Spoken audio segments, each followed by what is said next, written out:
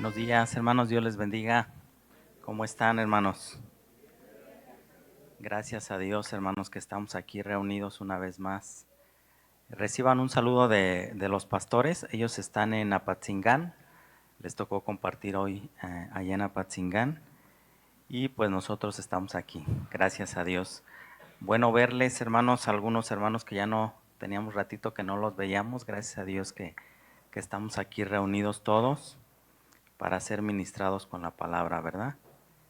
Bien, hermanos, vamos a ver, quiero compartir con ustedes un tema, hermanos, que tiene como título El peligro de la ociosidad. El peligro de la ociosidad. Y vamos a hacer una oración antes de comenzar, hermanos. Vamos a poner este tiempo en las manos de Dios. Señor, queremos darte gracias. Muchas gracias, Señor, por la oportunidad que nos das de estar aquí reunidos en tu nombre. Señor, gracias porque pudimos alabarte, glorificarte. Y Señor, ahora disponemos nuestro corazón para escuchar tu palabra. Y te pedimos, Señor, que nos ayudes a recibirla con temor y temblor, que nos des la gracia suficiente para ser hacedores de ella, Padre. Muchas gracias por tu presencia en nuestras vidas, en este lugar. Bendecimos tu nombre, en el nombre de Jesús. Amén. El peligro de la ociosidad. Por principio de cuentas, pues necesitamos entender o saber qué es la ociosidad. La ociosidad, hermanos, es el estado en el que está voluntariamente una persona sin desempeñar actividades productivas. Eso es el estado de ociosidad, donde una persona voluntariamente decide estar o permanecer sin desempeñar actividades productivas, ni para él ni para los demás. Viene del griego atactos y significa uno que no mantiene el orden. Era un término militar que se le daba a uno que no mantenía su puesto. Era un insubordinado, una persona indisciplinada, una persona desordenada. Entonces, el ocio, hermanos, pues de ninguna manera es productivo ni es benéfico, ni para la persona que está en ociosidad, ni para las personas que lo rodean. Algunas frases en relación a la ociosidad. Escuchen, hermanos. Dice, la ociosidad no es otra cosa que el taller del diablo para la tentación y para reflexiones poco provechosas y perturbadoras. Otra frase dice, si quieres saber qué tan ociosa está una persona, observa cuánto critica y opina de la vida de los demás. Si no tiene una vida, querrá la de otros. Y la última dice, la ociosidad es la madre de todos los vicios. La más conocida, ¿no? Hermanos, de ninguna manera la ociosidad pues viene de parte de Dios. Ni Dios quiere que nosotros como sus hijos seamos personas ociosas. Pero ¿qué dice la Biblia en referencia a la ociosidad? Voy a estar usando versículos, hermanos, de la Reina Valera, de la Biblia en lenguaje sencillo, para que si no traes tu Biblia, bueno, escucha. Dice en la Reina Valera, Primera de Tesalonicenses 5:14, hermanos. Primera de Tesalonicenses 5:14 dice la palabra. También os rogamos, hermanos, que amonestéis a los ociosos, que alentéis a los de poco ánimo, que sostengáis a los débiles, que seas pacientes para con todos. Eso es lo que dice la Reina Valera en Primera de Tesalonicenses 5:14. Te lo voy a leer en la versión lenguaje actual. Ese mismo versículo dice, Y os exhortamos, hermanos, a que amonestéis a los indisciplinados. ¿Se fijan cómo tiene relación con el significado de la palabra ociosidad? Que alentéis a los indisciplinados, animéis a los desalentados, sostengáis a los débiles y seáis pacientes para con todos. Entonces, la palabra de Dios dice que si vemos algún hermano o hermana que están en una situación de ocio, pues que los alentemos, que les exhortemos a no permanecer en ese estado de ociosidad. Los ociosos son los que están fuera del orden de Dios. Estos deben ser amonestados y enseñados para vivir conforme a la voluntad de Dios. Se les debe exhortar a tener una vida ordenada, disciplinada, para no tener pensamientos, conductas y actitudes desordenadas fuera del orden y de la palabra de Dios. Eso es lo que la Biblia enseña, hermanos. Entonces, pues podemos ver que Dios no le agrada a una persona ociosa. Y antes de empezar con el tema, hermano, quiero que me acompañes a ver otra cita. Ahí mismo en la Biblia, traducción del lenguaje actual, Primera de Corintios 10, versículo 11 y 12. Primera de Corintios 10, versículo 11 y 12 dice así: Todo esto que le sucedió a nuestro pueblo, todo esto que le sucedió a nuestro pueblo, para darnos una lección, y quedó escrito en la Biblia para que nos sirva de enseñanza a los que vivimos en estos últimos tiempos. Y esto es lo que quiero resaltar, versículo 12. Por eso, que nadie se sienta seguro de que no va a pecar, pues puede ser el primero en hacerlo. En la Reina Valera dice: el que diga que esté firme, mire que no caiga. La enseñanza que quiero compartir en esta mañana, hermanos, vamos a ver un ejemplo en la Biblia de una persona que en lo personal respeto y admiro mucho, y que mi intención nunca será menospreciarlo, puesto que yo, como él, también soy un ser humano con muchas limitaciones y fallas. La intención es aprender de este hombre, de sus aciertos, y también aprender de sus equivocaciones para no hacer lo mismo. Este hombre, en un momento de su vida, cayó en desorden, porque le dio paso a la ociosidad en su vida, trayendo como consecuencia resultados terribles para su propia vida, pero también para las personas que estaban a su alrededor. Dicho ese comentario, vamos a empezar la enseñanza, y para eso nos vamos a apoyar en el libro de Samuel, hermanos. Segunda de Samuel. Vamos a leer la historia de David y Betsabé. Y antes de hacer alguna crítica o algún señalamiento, reflexionemos, hermanos. Por eso quise leerte el Primera de Corintios.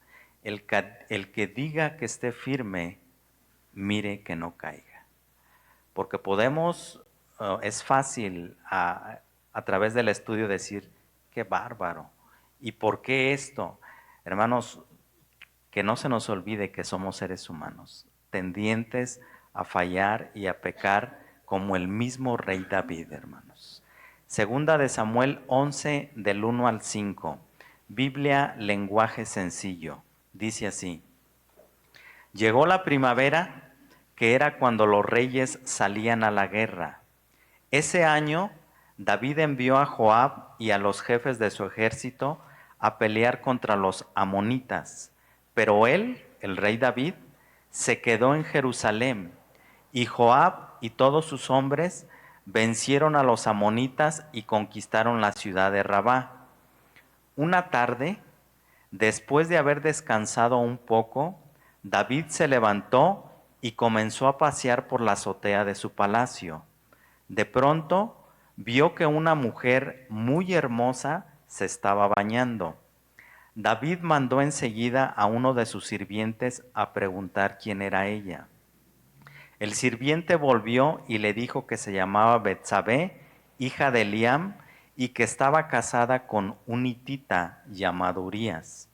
Entonces David mandó a traerla y cuando se la llevaron, tuvo relaciones sexuales con ella.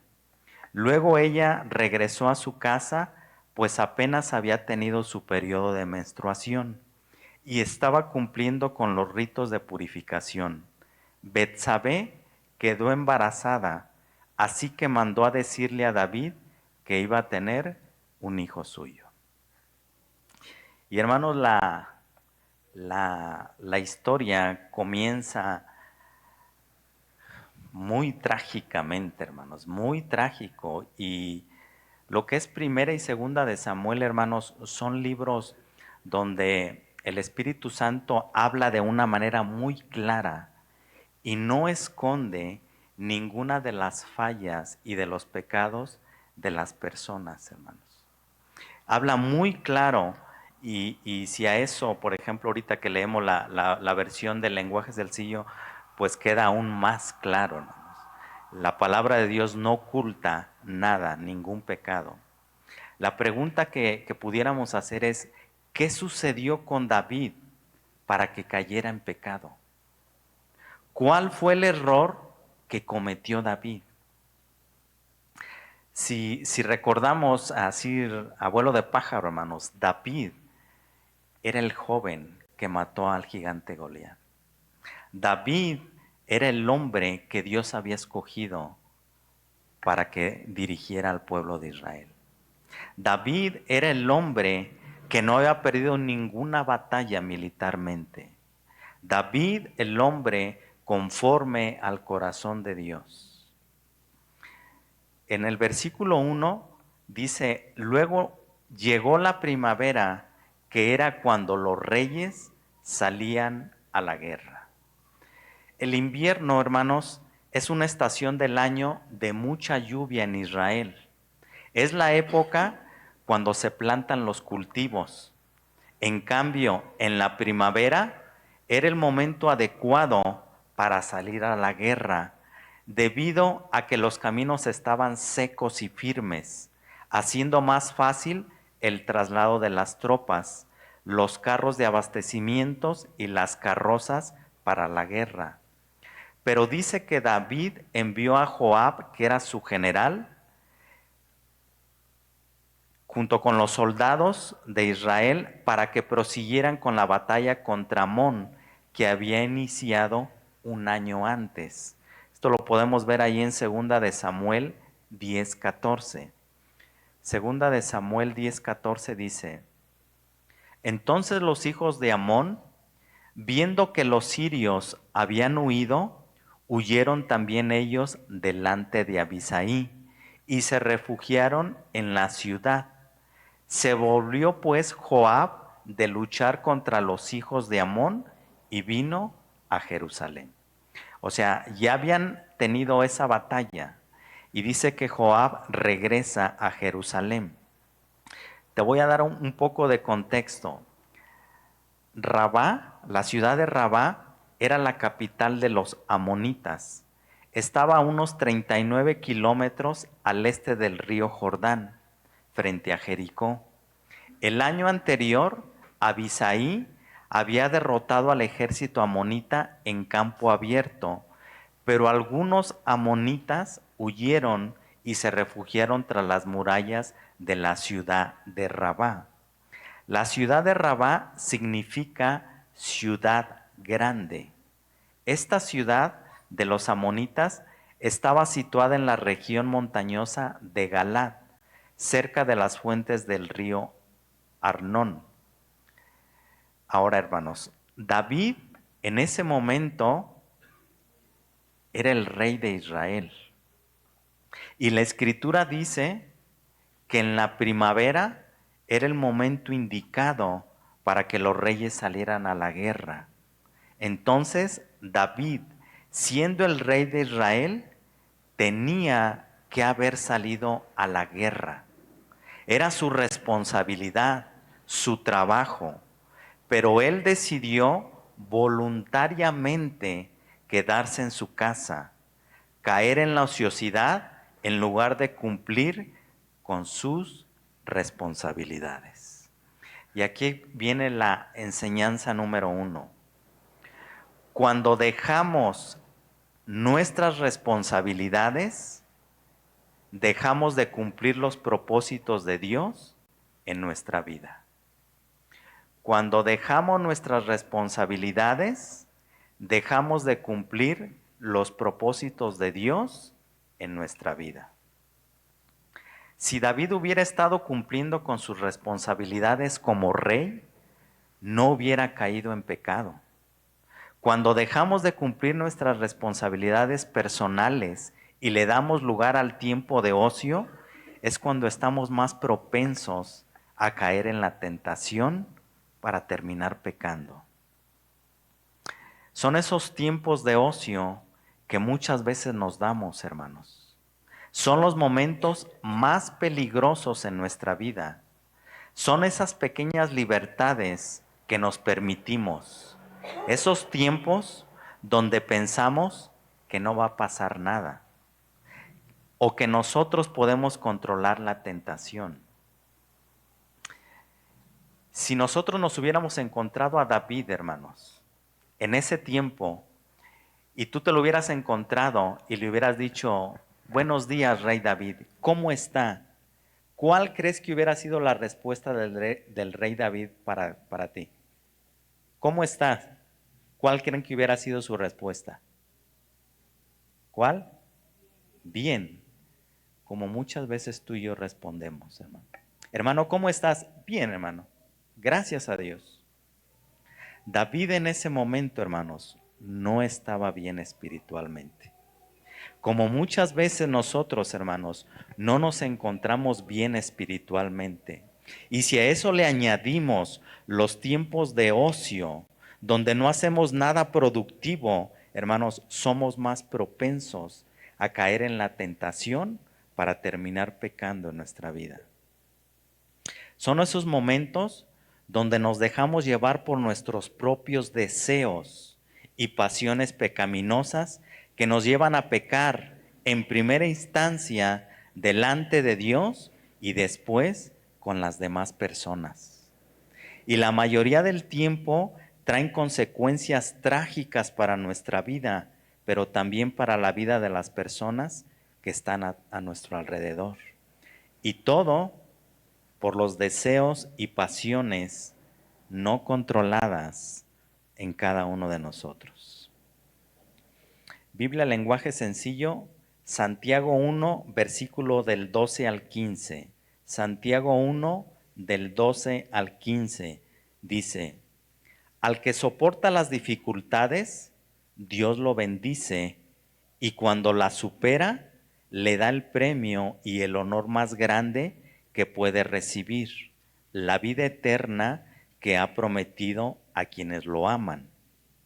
Cuando ustedes, escuchen hermanos, sean tentados a hacer lo malo, no le echen la culpa a Dios, porque Él no puede ser tentado, ni tienta a nadie a hacer lo malo. Al contrario, cuando somos tentados, son nuestros propios deseos los que nos arrastran y dominan. Los malos deseos nos llevan a pecar y cuando vivimos solo para hacer lo malo, lo único que nos espera es la muerte eterna. Entonces, ¿qué fue, hermanos, lo que llevó a pecar a David, hermanos?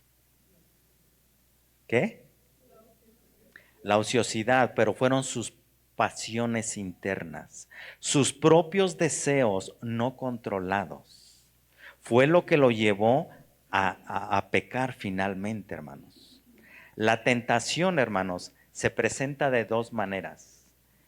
De la manera externa y de la manera interna.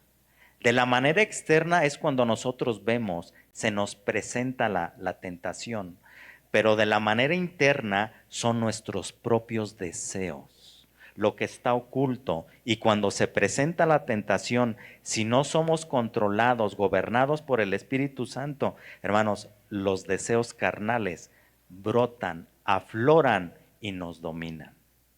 Fue lo que le pasó al rey David, hermanos. Dios siempre provee una salida en el momento en que sus hijos son tentados y claman a Él. David, sin embargo, decidió quedarse contemplando la tentación.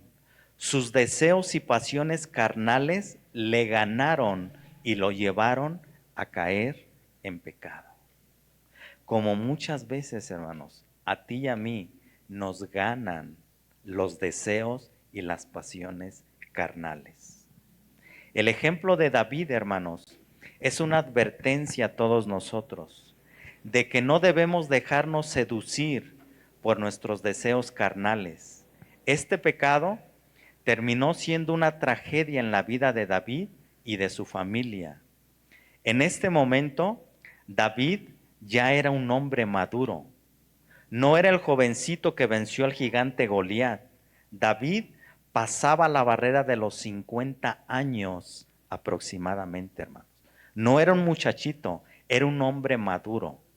Lo que podemos también ver aquí, hermanos, que mentira que al paso del tiempo nuestras pasiones y deseos carnales se aplacan. Mentira, hermanos. Nuestros deseos carnales hasta el último momento de nuestra vida vamos a tener que combatir con ellos. Era un hombre maduro de 50 años. Había pasado por muchas guerras, por muchas victorias. En este momento David ya era un hombre maduro y no había perdido ninguna batalla militarmente, pero estaba perdiendo la batalla espiritual que lo marcaría para toda su vida, hermanos. Hermanos, hay batallas espirituales que marcan tu vida y mi vida. Hay batallas, hermanos, que si no peleamos, si no estamos agarrados de Dios, hermanos, y perdemos esas batallas, te van a marcar para toda la vida, hermanos. Cuando el ejército israelita salió a luchar contra los amonitas, David decidió quedarse en Jerusalén y esto resultó ser una decisión fatal para su vida. Lo que Satanás no había podido conseguir antes en la vida de David, lo consiguió esta vez cuando David se quedó solo. Bastó solo un momento de ocio para que David cediera a la tentación, a sus pasiones no controladas y que lo llevaría a caer en pecado, destruyendo parte de lo que David había podido conseguir a lo largo de su vida. Por un momento de ocio, hermanos, David perdió mucho de lo que Dios le había dado, hermanos. Por un momento de ocio, hermanos. Versículo 2, Biblia, lenguaje sencillo, segunda de Samuel 11:2, dice, una tarde, después de haber descansado un poco, David se levantó y comenzó a pasear por la azotea de su palacio. De pronto vio a una mujer muy hermosa que se estaba bañando. Lección número 2. Cuidar nuestros ojos y pensamientos. Dice claramente la Biblia que una tarde, o sea, David, hermanos, no es que se levantó a las 8 de la mañana, a las 9 de la mañana, no, una tarde. Claramente la Biblia expresa que David estaba pasando un tiempo de ocio. Nadie se levanta a las 2, 3 de la tarde, a menos que estés enfermo. Dice una tarde, después de haber descansado. Ahora, el descanso no es malo, hermanos, pero caer en la ociosidad, eso es pecado ya, hermanos. Cuando caemos en la ociosidad. Entonces, la enseñanza número 2 aquí es cuidar nuestros ojos y nuestros pensamientos. Cuando David paseaba en la terraza del palacio, vio a Betsabé que se estaba bañando. Entonces, la lujuria llenó su corazón, su mente, sus deseos no controlados. David debería haberse ido de la terraza, debería haber volteado para otro lado, debería haber huido de la tentación.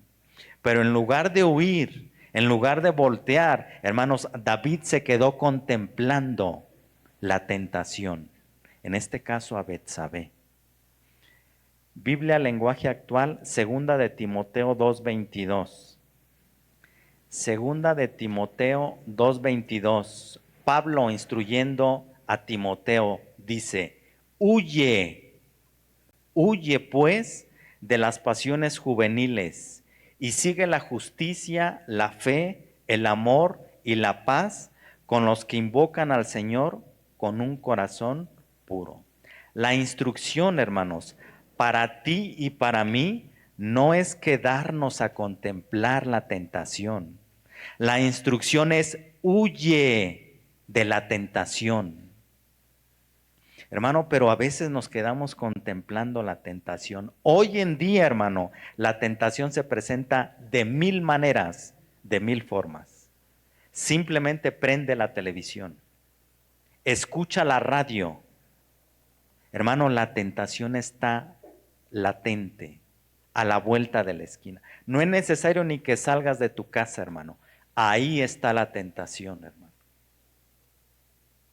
Y la Biblia nos invita, la instrucción es huye de la tentación, de las pasiones juveniles. La dirección es a huir, a salir corriendo de las pasiones y tentaciones, no a quedarnos cautivos en ellas, aunque a veces escapar, huir, salir corriendo sea considerado como una cobardía. Aquí están los adolescentes, qué bueno que no salieron a su clase. Es muy fácil, joven, que a ti te digan, ¿por qué no tienes novia? ¿Por qué no le das un beso? ¿Por qué no haces esto? ¿Por qué no haces lo otro? La invitación es a huir de la tentación, no a quedarnos contemplando la tentación. Y no solamente los jóvenes, los hombres y las mujeres. Antes esto, hermano, de la tentación, pues siempre ha sido más factible para los hombres. Hermano, pero hoy en la actualidad, hermano, las mujeres se expresan, se visten y hablan de una manera provocativa, sensual. Ya no dejan nada a la imaginación. La palabra nos invita, hermanos, a huir de la tentación. Aunque la gente diga que seamos cobardes, porque no vemos, porque no vamos, porque no deseamos lo que la mayoría hace.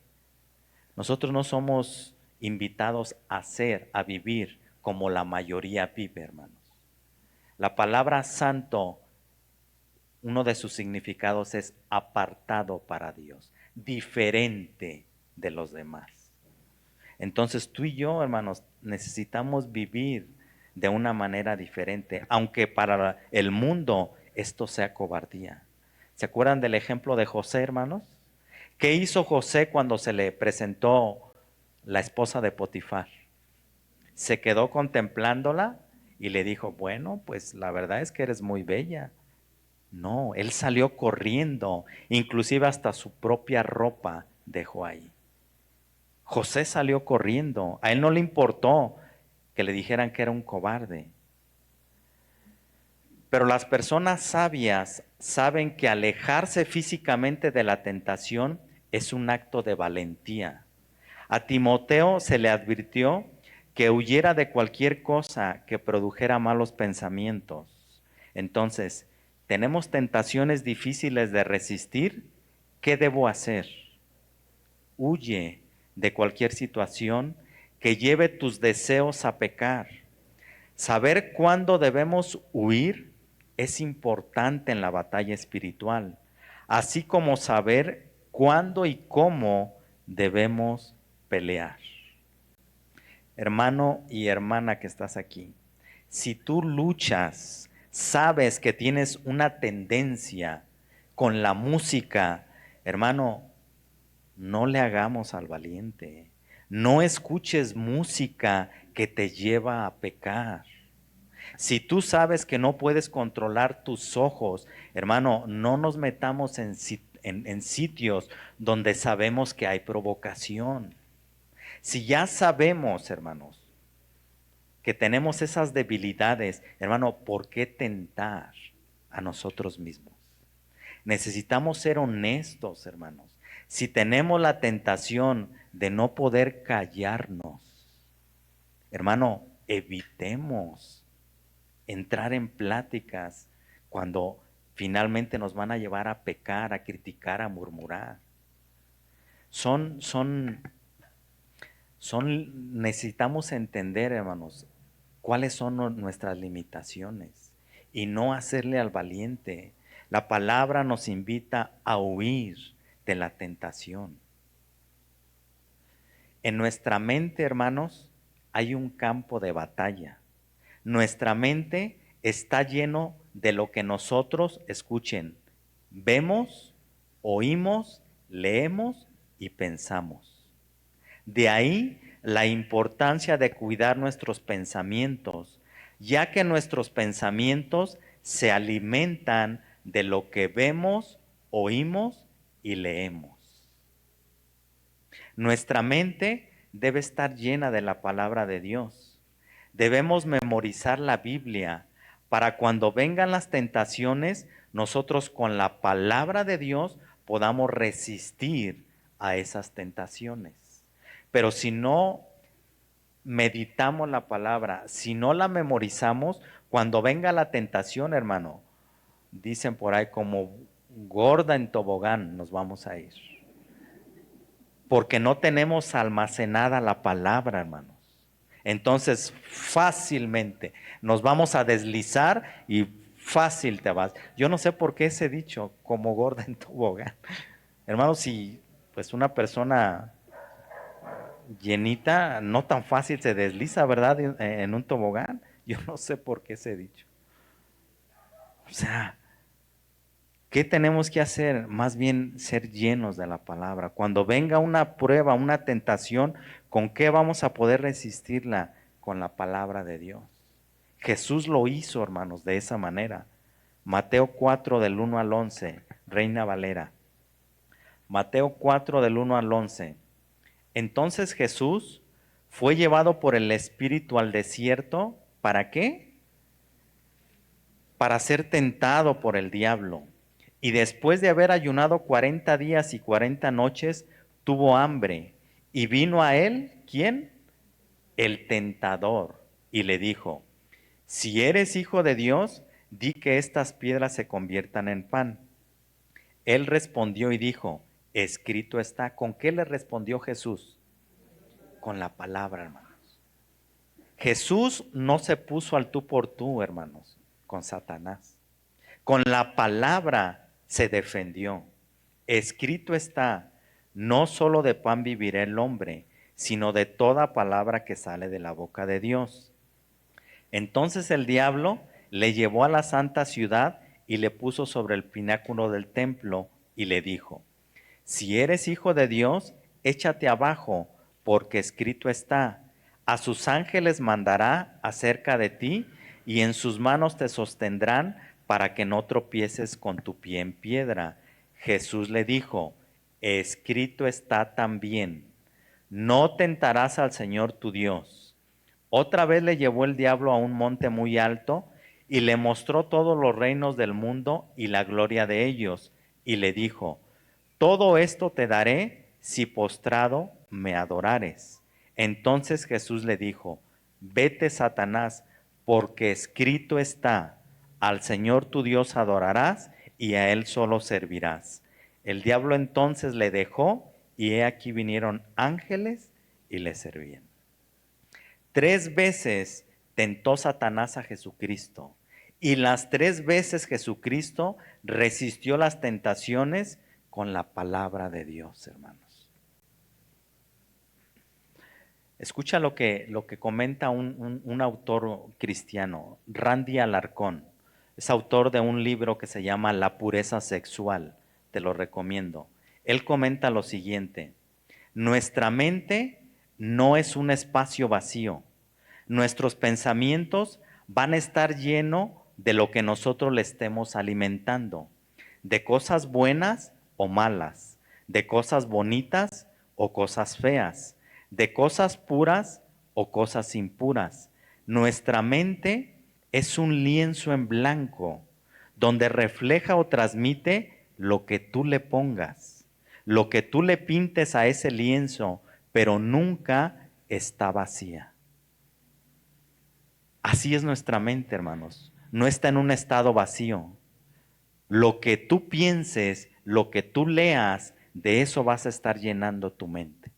Entonces, por eso la importancia de estar leyendo la Biblia, de estar alimentando nuestra mente para que no tenga pensamientos impuros. Miren, vamos a hacer un ejercicio, hermanos. Imagínense ahorita en este momento a una culebra resbalosa que te está pasando por el cuello y está corriendo por tu cuerpo y se te está enrollando en todo el cuerpo. ¿Qué estás pensando, hermano? ¿Qué estás pensando? En la culebra esa, ¿verdad? ¿Qué horas te la quitas de encima? Ahora escuchen, imagínate en este momento que estás en la playa, en una hamaca, con un coco y un negro que te está echando aire. Pregunta, hermanos, ¿dónde quedó la culebra que estabas pensando segundos antes? ¿Dónde se quedó? Hermano, lo que tú pienses, eso va a estar en tu mente. De lo que estemos pensando, estamos llenando nuestra mente. Por eso la importancia, otra vez, hermanos, de estar llenando nuestra mente con cosas puras, con cosas limpias. Si tú te la pasas pensando, mañana tengo que pagar esto, y mi trabajo, hermano, estás ahí duro y duro y duro y duro. No, hermano, necesitamos pensar en cosas puras, en cosas limpias. ¿De qué está llena nuestra mente? ¿En qué debemos pensar? Filipenses 4:8, Biblia, lenguaje sencillo. Finalmente, hermanos, piensen en todo lo que es verdadero, en todo lo que merece respeto, en todo lo que es justo y bueno. Piensen en todo lo que se reconoce como una virtud y en todo lo que es agradable y merece ser alabado. Colosenses 3:16 dice, la palabra de Cristo more en abundancia en vosotros, enseñándoos y exhortando unos a otros en toda sabiduría, cantando con gracia en vuestros corazones al Señor con salmos e himnos y cánticos espirituales. ¿Cuántos han tenido la experiencia, hermanos, que se despiertan en cuanto estás consciente y viene a tu mente una alabanza? ¿Cuántos se levantan y lo primero que viene a tu mente es un versículo de la Biblia? De la abundancia del corazón habla la boca. De lo que estemos llenos, hermanos, eso es de lo que vamos a hablar, de lo que vamos a pensar. Nuestra mente, hermanos, debemos de mantenerla ocupada en cosas buenas, puras, santas, en lo que dice la Biblia. De lo contrario, nuestra mente estará llena de cosas impuras, pero nuestra mente no estará vacía, siempre estará llena de algo.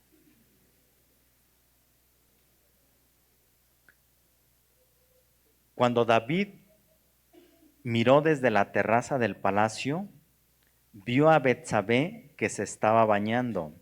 Segunda de Samuel, hermanos, por favor. Segunda de Samuel versículo 3. Envió David a preguntar por aquella mujer y le dijeron, aquella es Betsabé, hija de Elián, mujer de Urías Eteo.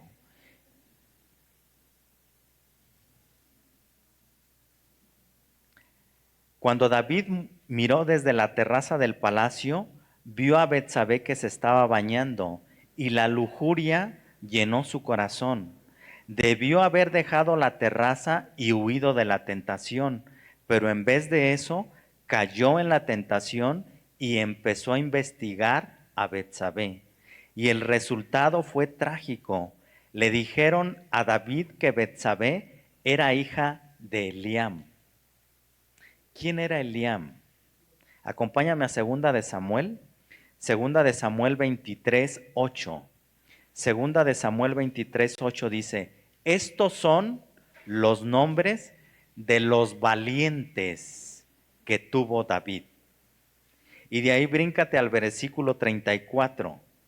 Segunda de Samuel 23, 34 dice, Elifelet, hijo de Asbai, hijo de Maca, Eliam, hijo de Aitofel.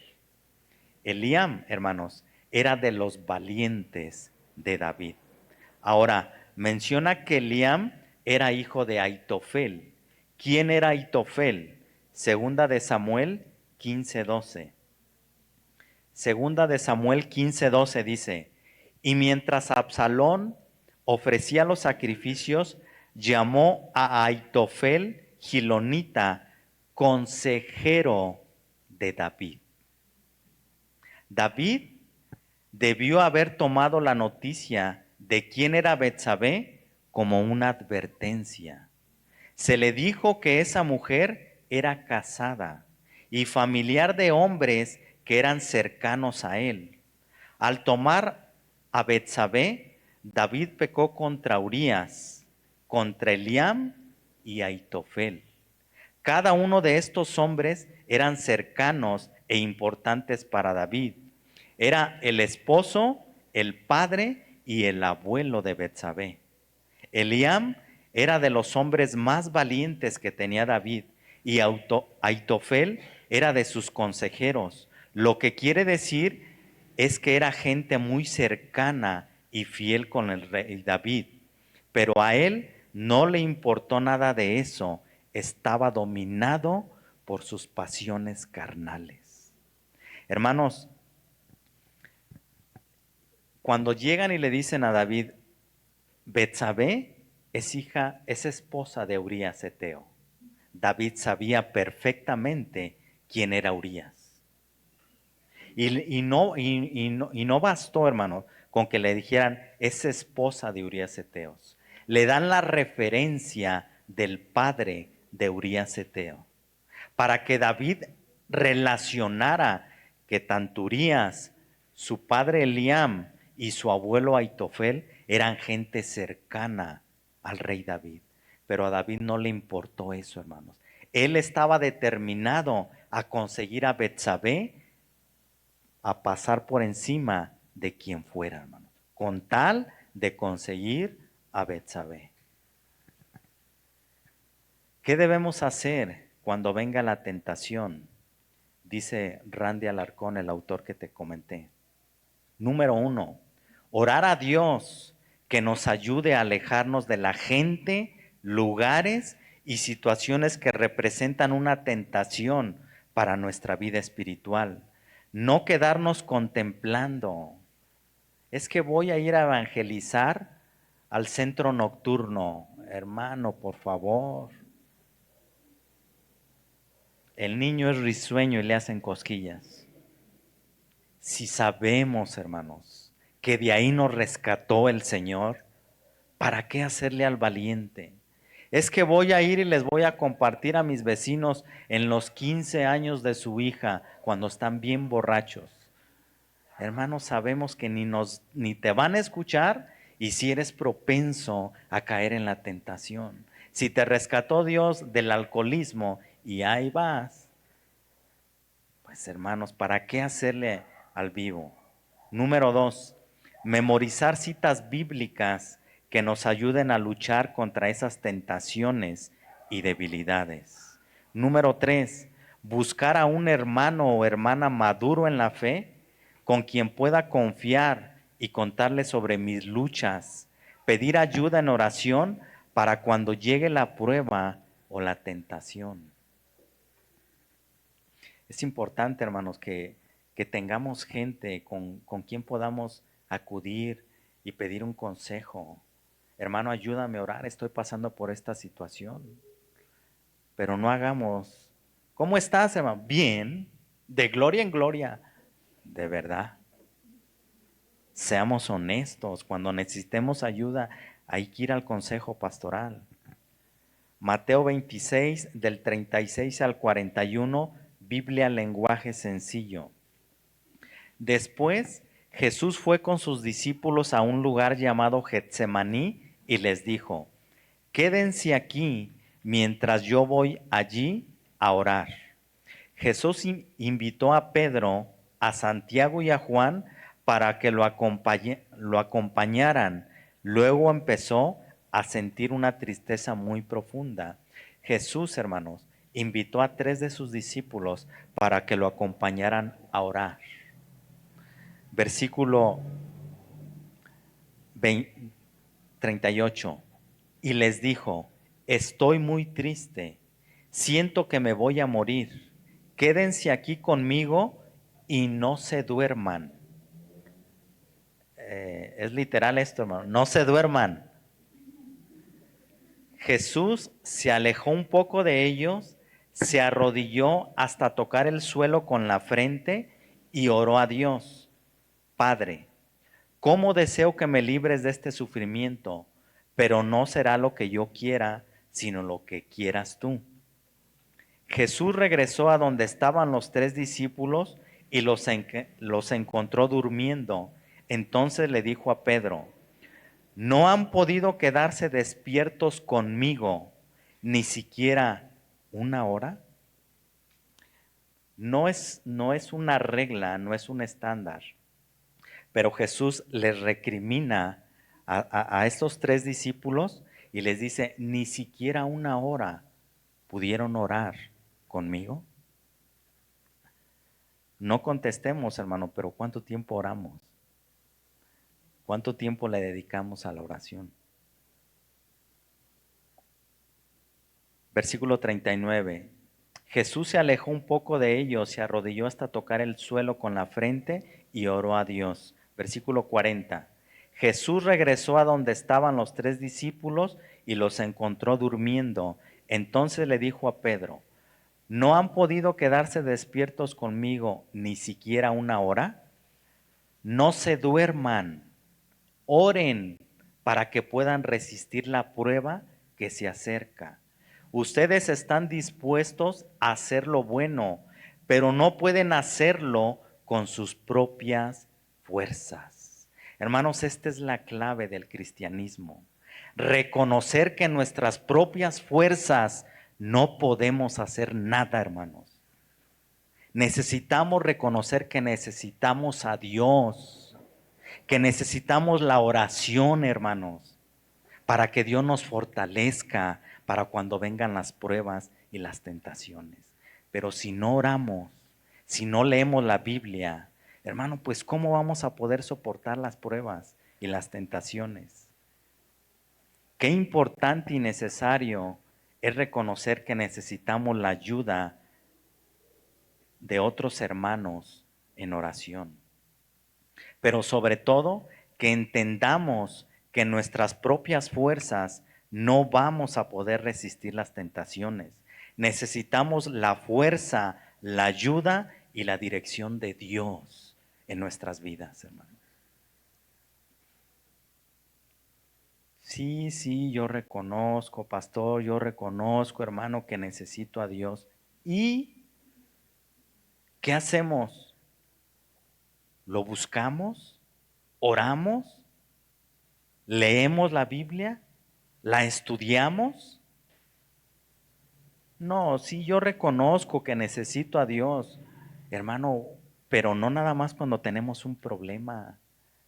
Hermano, a Dios necesitamos reconocer que somos dependientes de Él.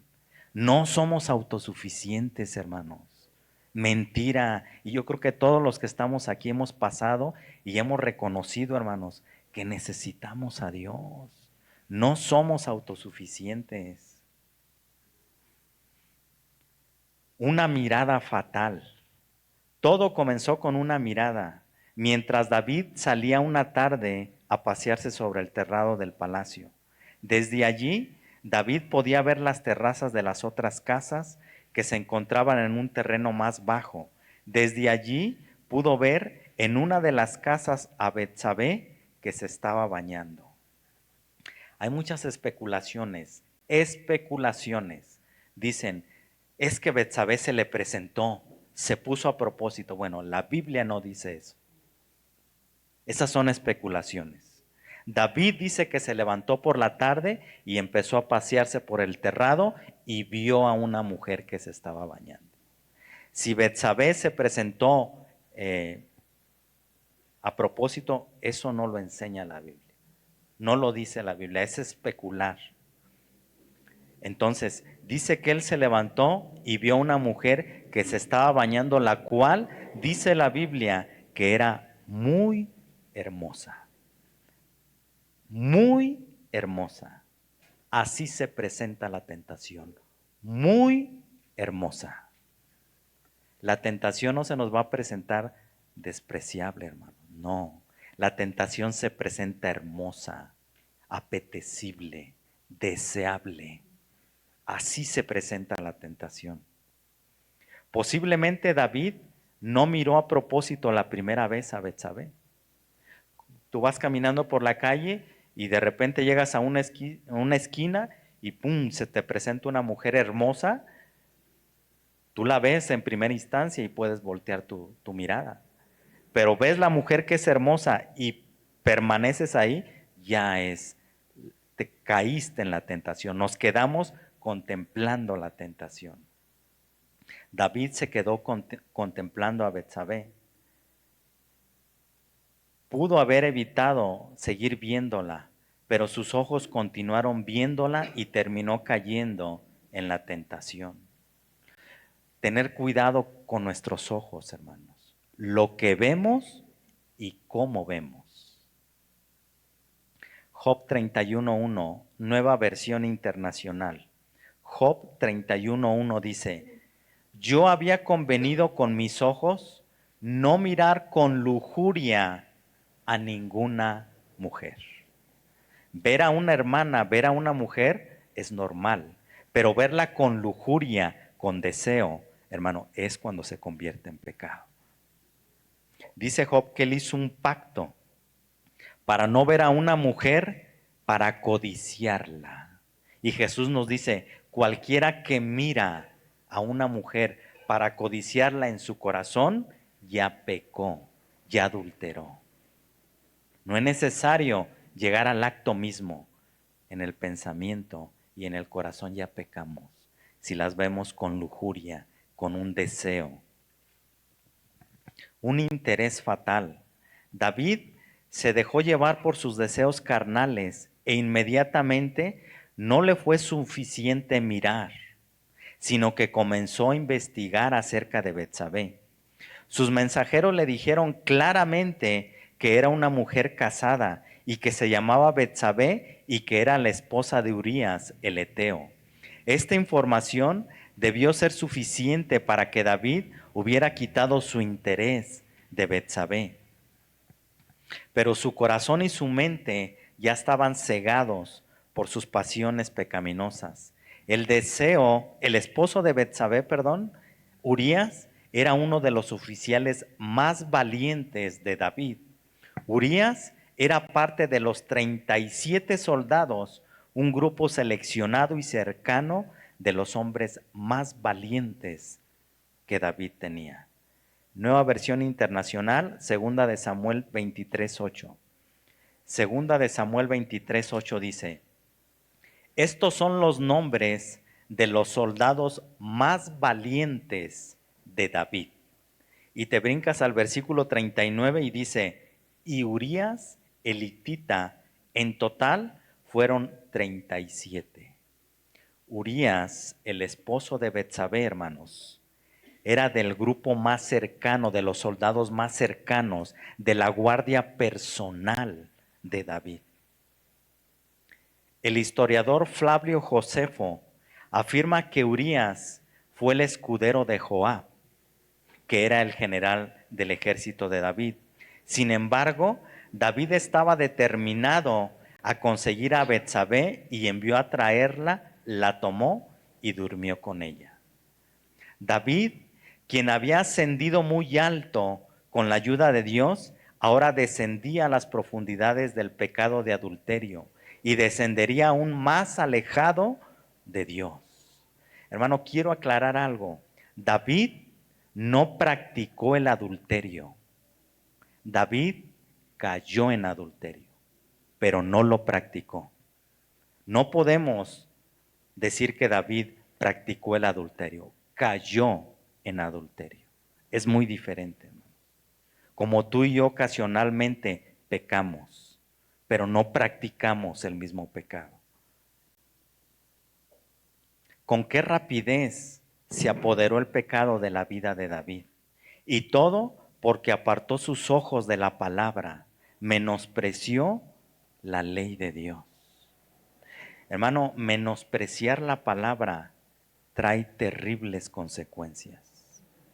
Esa va a ser la segunda enseñanza, hermanos. Menospreciar la palabra de Dios trae terribles consecuencias para nuestra vida. Segunda de Samuel 11, versículo 3 y 4, Reina Valera, dice: envió David a preguntar por aquella mujer y le dijeron: aquella es Betsabé, hija de Elián, mujer de Urías Heteo. Y envió David mensajeros y la tomó y vino a él y él durmió con ella. Luego ella se purificó de su inmundicia y se volvió a su casa. La frase se purificó de su inmundicia significaba que Betsabé acababa de completar los ritos de purificación que seguían de la menstruación. Lo que significa que Betsabé no pudo haber estado embarazada de su esposo Urías, cuando David durmió con ella, dejando claro que el bebé sería de David. La Biblia no esconde nada, hermanos. Segunda de Samuel 11, versículos 5 y 6, Reina Valera, y concibió la mujer y envió a hacérselo saber a David diciendo: estoy encinta. Entonces David envió a decir a Joab: envíame a Urías Heteo. Y Joab envió a Urías a David. Segundo pecado, hermanos. David ya había pecado teniendo relaciones sexuales con Betsabé. Cuando le dan la noticia de que Betsabé estaba embarazada, David empieza a maquinar qué iba a hacer con Urías Heteo. Cuarta enseñanza: tratar de cubrir el pecado. Cuando Betsabé se da cuenta que está embarazada, se lo hace saber a David, y es ahí cuando David empieza a maquinar en su mente un plan malvado. Empieza a pensar de una manera como nunca había pensado David. Ni aun a sus peores enemigos David había pensado actuar tan cruelmente con ellos. Y todo esto por miedo a las consecuencias por su pecado que había cometido con Betsabé. ¿Qué decía la ley en referencia? Levítico 20:10. Levítico 20:10, Biblia lenguaje sencillo, dice: si alguien tiene relaciones sexuales con la mujer de otro hombre, será condenado a muerte junto con la mujer. Eso es lo que la ley decía en referencia al adulterio. David sabía que la consecuencia por su pecado, de acuerdo a la ley, era la muerte. Y es por eso que trata de cubrir su pecado, mandando traer a Urías, el esposo de Betsabé, para usarlo tratando de tapar su pecado. Pero lejos de tapar su pecado, lo llevó a cometer otros pecados vergonzosos y crueles. Lo que nos enseña que un pecado no confesado siempre nos llevará a cometer otros pecados.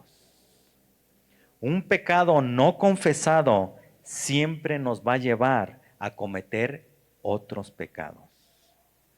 Primera de Juan 1:9, Biblia, lenguaje sencillo. Pero si reconocemos ante Dios que hemos pecado, podemos estar seguros de que Él, que es justo, nos perdonará y nos limpiará de toda maldad. David recurrió a métodos viles para tratar de cubrir el pecado de adulterio que había cometido. Y parecía haber encontrado la solución en hacer parecer a Urías como el padre del niño. Pero David se daría cuenta más tarde que tratar de ocultar un pecado nunca es la solución. La solución siempre será el arrepentimiento y confesión de pecados. Hermano, si tú has pecado, hay perdón en Cristo, hermano. Esas son las buenas nuevas. Si tú has pecado, hay perdón en Cristo. Corramos a Cristo, hermanos. Corramos a Él. Él nos puede perdonar. Toda idea de tratar de esconder el pecado es engañoso. Nuestro pecado nunca estará oculto delante de Dios. Si acaso lo podemos ocultar con dificultad de nuestra propia conciencia. Pero nuestro pecado oculto, escuchen hermanos, nuestro pecado oculto estorba nuestra comunión con Dios, con otras personas y es una barrera para tener una vida con poder espiritual. Nuestro pecado, hermanos, impide nuestra comunión con Dios. Nuestro pecado impide la comunión con los hermanos. Y nuestro pecado no nos da el poder para vencer las tentaciones, por no confesar el pecado. Segunda de Samuel 11, versículos 7 y 8, Reina Valera. Cuando Urías vino a él, David le preguntó por la salud de Joab y por la salud del pueblo y por el estado de la guerra. Después dijo David a Urías, desciende a tu casa y lava tus pies. Y saliendo Urías de la casa del rey, le fue enviado presente de la mesa real. Primero, David pregunta por sus tropas como si en realidad, hermanos, le interesaran las tropas. Segundo, David ordena a Urías ir a su casa a lavarse los pies, como era la costumbre.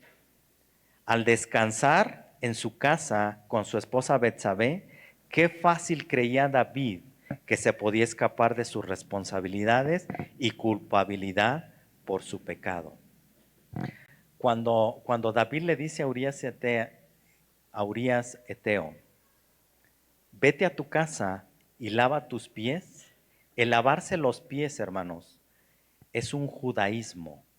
Lo que le estaba diciendo David a Urías, vete a tu casa y métete en la cama con tu esposa. Para un soldado que llega del campo de batalla, esto significaba de manera abierta, goza sexualmente con tu mujer. Con toda alevosía y ventaja, hermanos, David manda a Urías a su casa para que tuviera relaciones con Betsabé, quedar embarazada y David quedar limpio. La Nueva Versión Internacional, esa misma cita, hermanos, segunda de Samuel 11:8, miren cómo dice. Luego le dijo, vete a tu casa y acuéstate con tu mujer. Tan pronto como salió del palacio, Urías recibió un regalo de parte del rey. Lo que David le estaba diciendo a Urías es que se fuera a su casa con Betsabé a tener relaciones sexuales con ella, ya que se lo había ganado por estar peleando, valientemente en la batalla. Y aparte de ese premio, en cuanto sale Urías, le manda un presente, posiblemente un buen banquete, para que Urías estuviera contento, feliz y fuerte y gozar con su esposa Betsabé. Veamos el plan, hermano, que David había orquestado.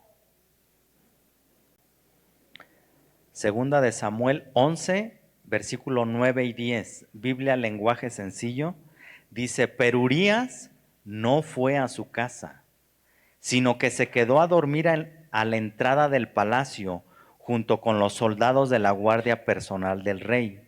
Al día siguiente le informaron a David que Urías no había dormido en su casa. Entonces David lo mandó llamar y le preguntó: ¿por qué no dormiste en tu casa? Enseñanza número 5. Urías, un ejemplo de integridad. Urías, como ya vimos, no era cualquier soldado. Formaba parte de un grupo especial de 37 soldados. Era un grupo de los más valientes y capacitados para la guerra. En nuestros tiempos era algo así como un grupo de élite o fuerzas especiales. La lealtad de Urías a David, a la nación de Israel y a Dios fue inquebrantable, hermanos. Miren, hermanos, lo que David no pudo controlar, sus pasiones y deseos carnales, pensó que Urías iba a caer igual, que no iba a poder controlar sus pasiones y deseos, aunque David le estaba dando el permiso de que fuera a gozar con su esposa. Pero la respuesta de Urías fue: no puedo ir. Él no fue, hermanos, demostrando la lealtad que tenía Urías para con el rey David, para con el pueblo, hermanos.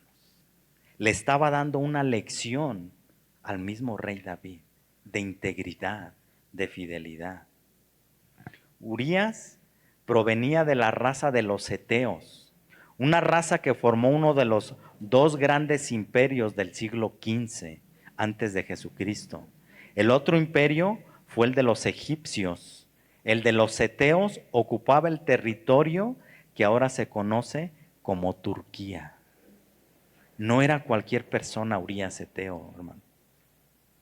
Urías no descendió a su casa porque Urías quería ser solidario y fiel con sus compañeros que estaban en el campo de batalla. ¿Qué lección más grande dio Urías a David y también a nosotros? Al quedarse durmiendo a orillas del palacio y no descender a su casa y disfrutar con su esposa, y todo esto en honor y reconocimiento a sus compañeros de milicia. Por otra parte, hermanos, también podemos aprender qué importante es que nos reconozcamos unos a otros, que entendamos que luchamos en el mismo ejército, que somos soldados luchando en el mismo bando y no luchar entre nosotros mismos. No somos el enemigo, somos soldados del mismo ejército, el ejército de Dios, luchando con el mismo objetivo: glorificar el nombre de Dios, que es nuestro comandante supremo. Hermano, la lucha no es entre nosotros, la lucha es contra el enemigo, hermano. No nos pongamos el pie unos a otros. Tenemos que reconocer cuando alguien está luchando, cuando alguien está en una batalla, hermano. Orar por el liderazgo, orar por los pastores. La Biblia enseña que ellos van a dar cuenta a Dios de cada alma. Tenemos que orar por el liderazgo, hermanos. Respetarles, honrarles, ser fieles con ellos. Como Urías lo hizo con David. A pesar de que David, hermanos, estaba maquinando un plan malvado y perverso, Urías fue íntegro y respetó a su autoridad. Segunda de Samuel 11, versículo del 11 al 13, Biblia en lenguaje sencillo. Y Urías le contestó: mal haría yo en ir a mi casa a comer, beber y tener relaciones sexuales con mi esposa, mientras el cofre del pacto de Dios y todo el ejército están en el campo de batalla. Mal haría yo en dormir cómodamente en mi casa, mientras Joab y sus soldados duermen al aire libre. Yo no puedo hacer algo así. Entonces David le dijo a Urías: quédate aquí por lo menos esta noche y mañana volverás al campo de batalla. Y enseguida lo invitó a comer y beber hasta emborracharlo. David creía así, David creía que así Urías se iría a su casa. Pero aunque Urías se quedó en Jerusalén hasta el día siguiente, tampoco esa noche durmió en su casa, sino que de nuevo se quedó con los soldados de la guardia personal del rey. Ay, hermanos, cuántas tentaciones. Y Urías, hermanos, fielmente, íntegramente, hermanos, se mantuvo. Urías compara la situación de sus compañeros. Urías era un soldado fiel de Israel, y aunque se encontraba lejos del campo de batalla, su corazón estaba en la batalla. La actitud de Urías era una actitud muy diferente a la actitud de David en ese momento. David falló en su primer intento y trató una segunda vez que Urías durmiera en su casa con Betsabé. Esta vez David invitó a Urías a comer y beber y le dio tanto vino que lo emborrachó. Pero Urías, aun estando borracho, fue fiel con sus compañeros de lucha.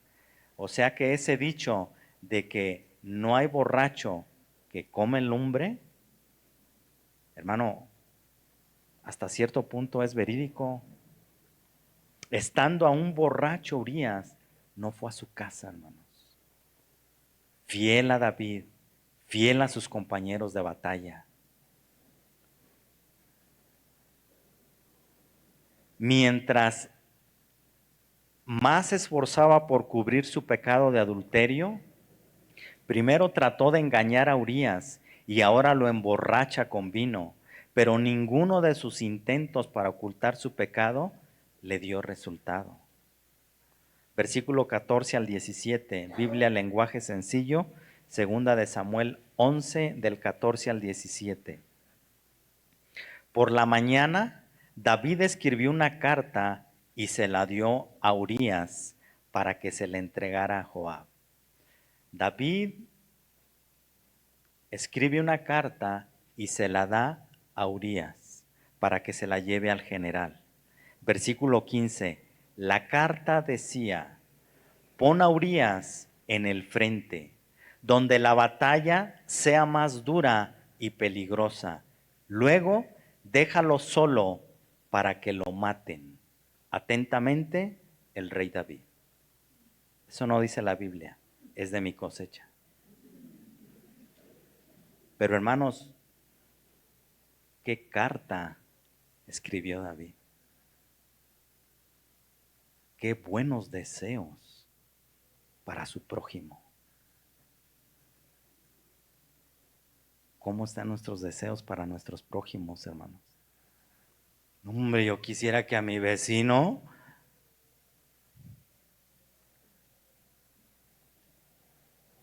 versículo 16. Joab así lo hizo. Cuando ya había rodeado con su ejército la ciudad de Rabá, puso a Urías a pelear donde estaban los soldados enemigos más valientes. Cuando esos soldados salieron a pelear contra los hombres de Joab, mataron a algunos de los soldados de David y entre ellos a Urías. Última enseñanza, número 6. Entre menos arrepentimiento, mayor dureza de corazón. La carta de un homicida. David se había convertido en un instrumento de maldad. Después de fallar en sus dos intentos para cubrir su pecado, Ahora planea la muerte de Urías. David dio instrucciones y Urías cargó él mismo su pena de muerte. David dio órdenes a Joab que pusiera a Urías al frente de la batalla, en lo más recio de la batalla, y se retiraran para que Urías fuera asesinado por el enemigo. ¿Hasta qué grado de bajeza y endurecimiento del corazón había llegado David?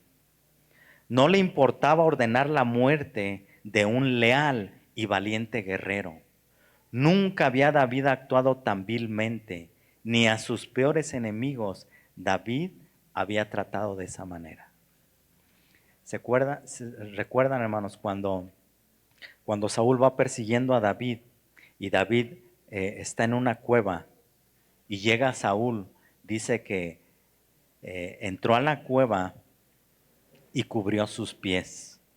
Es un eufemismo. El cubrir sus pies quiere decir que Saúl entró a hacer del baño. Y David estaba ahí, hermanos. Y David tenía la oportunidad de matar a Saúl. Y cortó solamente un borde del manto de Saúl. Y cuando ya iban lejos le dijo, ¡Hey, mi rey! Y voltea a aquel y le dice, mira lo que tengo en mi mano. Si yo hubiera querido, te hubiera quitado la vida. Hermanos, David en ese momento buscaba a Dios. Su corazón estaba íntegro, puro. Pero lo que estamos viendo aquí a David, hermanos, es en un momento de ocio, que se descuidó y le dio paso a sus deseos carnales, llegando a tener pensamientos como nunca había tenido. Hermano, un mal pensamiento, un mal deseo no confesado, no arrepentido, te puede llevar a cometer pecados que nunca imaginaste que podías hacer. No, hermano, es que yo soy bien bueno, de verdad. La Biblia dice, engañoso y perverso es el corazón. Necesitamos analizar nuestra vida, hermanos. ¿Cómo está nuestro corazón? ¿Qué deseo, o sea, qué mentalidad tenía en este momento David? Hermanos, la experiencia de David nos enseña qué fácilmente nos podemos apartar del camino recto y caminar en caminos de maldad. Basta un tiempo de ocio, un descuido, una sola mirada, un solo pensamiento, una sola actitud, una sola oportunidad que le demos al diablo para caer. Si David, hermanos, que era el hombre que Dios había escogido, el ungido de Dios, el recipiente de una gran promesa, el que gozaba de muchas bendiciones y victorias de parte de Dios, el dulce cantor de Israel, el hombre conforme al corazón de Dios, no soportó la tentación y fue arrastrado por las artimañas del enemigo hasta convertirse en un instrumento de maldad. ¿Cuánto más nosotros, hermanos, necesitamos la ayuda de Dios? A ver, levante la mano, ¿quién ha vencido a un gigante? ¿Quién ha peleado una batalla y la ha ganado? David, hermano, había peleado y había vencido al gigante Goliat. Había peleado batallas y las había ganado, no había perdido ninguna batalla militarmente. Pero en un descuido, hermano, perdió la batalla más importante de toda su vida.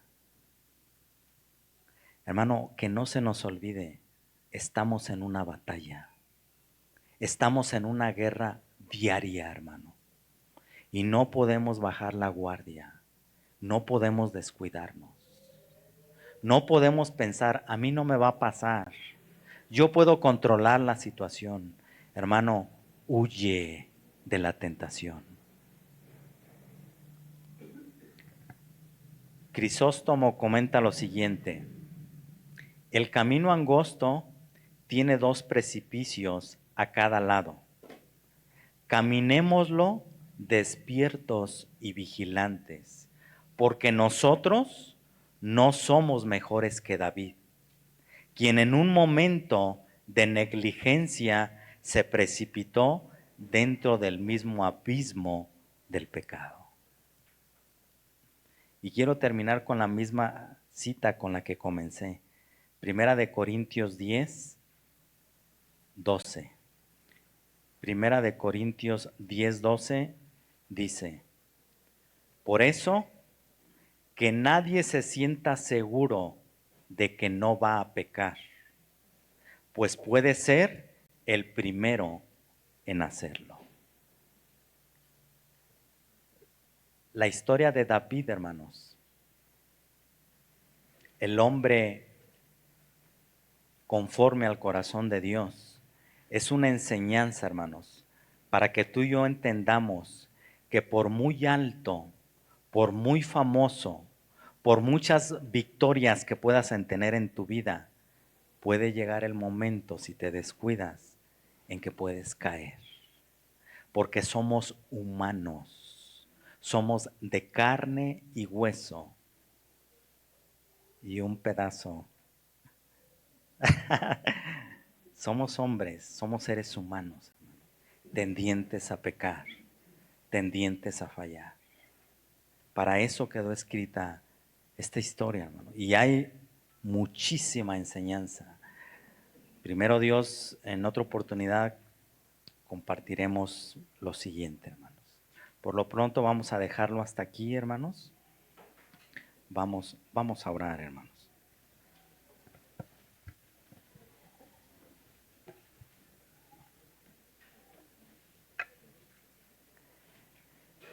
Señor, queremos darte gracias, Padre. Muchas gracias, Señor, por tu palabra, Dios. Gracias, Señor, porque nos advierte, nos previene para no cometer los mismos errores, para no caer en la ociosidad, para no ser personas desordenadas, indisciplinadas. Que podamos entender, Señor, que los tiempos son malos y que necesitamos aprovechar el tiempo. Señor, en esta mañana queremos pedirte perdón, Señor. Perdónanos, Señor, porque sin lugar a duda todos hemos caído en un tiempo de ociosidad. Todos hemos tenido esos tiempos de ocio, donde no hacemos nada provechoso, donde no pensamos en lo bueno, donde no meditamos tu palabra, donde no tenemos comunión contigo, y hemos permitido pensamientos y actitudes que van en contra de tu palabra. Tu palabra dice que al que sabe hacer lo bueno y no lo hace, le es tomado como pecado. Y nosotros muchas veces, Señor, sabiendo lo bueno que debemos hacer, Señor, hemos preferido caer en ese tiempo de ocio, contaminando nuestra mente, nuestro corazón, nuestros ojos. Perdónanos, Señor, y ayúdanos. Ayúdanos, Señor, a estar despiertos, a vigilar, a orar, a meditar tu palabra. Que podamos entender, Señor, que estamos en una guerra espiritualmente, donde si no somos, Señor, bien vestidos con tu armadura, Padre, los dardos del enemigo van a acechar contra nosotros.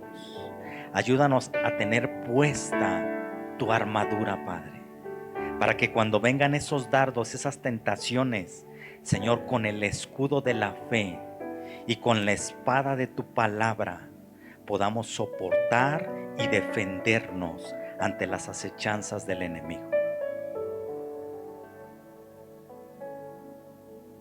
Señor, gracias porque te tenemos a ti, tenemos tu palabra, tenemos tu poderoso Espíritu Santo. Gracias porque no estamos solos, Padre. Tú estás para ayudarnos. Cuando venga la tentación, la prueba, en ti, Señor, somos fuertes. En ti somos victoriosos. Señor, gracias por tu bendita palabra. Muchas gracias por tu enseñanza, Dios. Bendecimos tu nombre, Padre. En el nombre de Jesús. Amén.